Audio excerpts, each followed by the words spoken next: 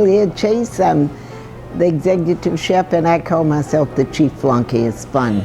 It's just fun because you do everything, you know. And really, you know, I never like to take that title chef. I always say I'm a cook because I'm not formally trained. And I just think it's unfair to every other chef that's formally trained. I graduated from high school here in New Orleans. I came up in a small town, Madisonville, not so small anymore, but it was very small. So there were no high schools for black kids, you know. They had one high school for whites, and even as a Catholic, they had no high schools for black. So I had to come here to go to school. And first job I got was in a restaurant, and I had never been in the inside of a restaurant in my life because we had none. Blacks had no restaurants to go to. You know, they had bars where they would sell food, sandwiches, because everybody cooked in their homes. A Creole is like a mixture of things. It's a mixture of cultures, for one thing, and it comes out the same way in the food. You know, it's just a mixture of things. That gumbo there, it wasn't only in the Creoles of color community, now it is, but one time all the Creoles made gumbo zeb on Holy Thursday, the Thursday before Easter, because this city was predominantly Catholic.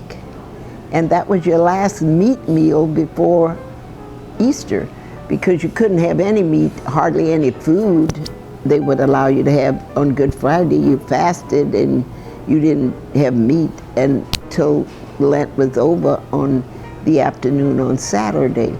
So that was your big, and then that's the Feast of the Last Supper. And in the Jewish community, I think that's Passover. So you see all those cultures come together there. You know, so many famous guests. I loved Sarah Vaughan and I loved Lena Horne because they were just down-home people. Sarah was so down-home, she would come to sing at the Blue Room. We had the Blue Room, it's there now still, but we had the Blue Room and they used to have guest singers. So Sarah stayed in the thing and she would bring a sewing machine with her. And where the condos are on Canal and Basin was a big store, Krause store. She would go in there and buy material and go back to her apartment and make her dress, put it on that night. That was so funny. I thought that was funny.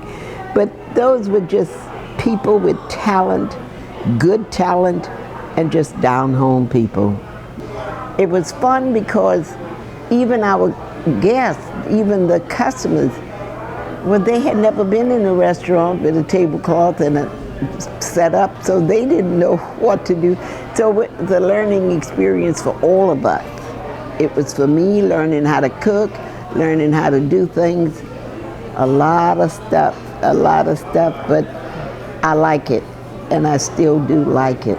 Well, let me tell you, I got some powerful honors, but I like the one I got from the Times-Picayune, the Loving Cup, because, you know, before the Loving Cup was given to great men, mostly men, some women got it.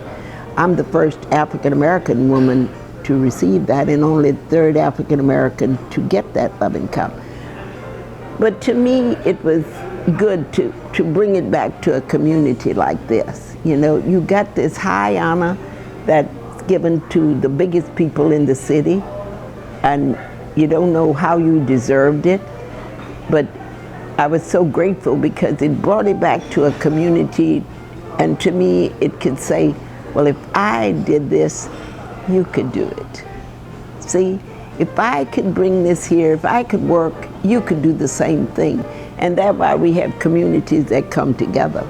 And we've done that good in New Orleans. We have communities that come together. So that was a fun thing for me to get.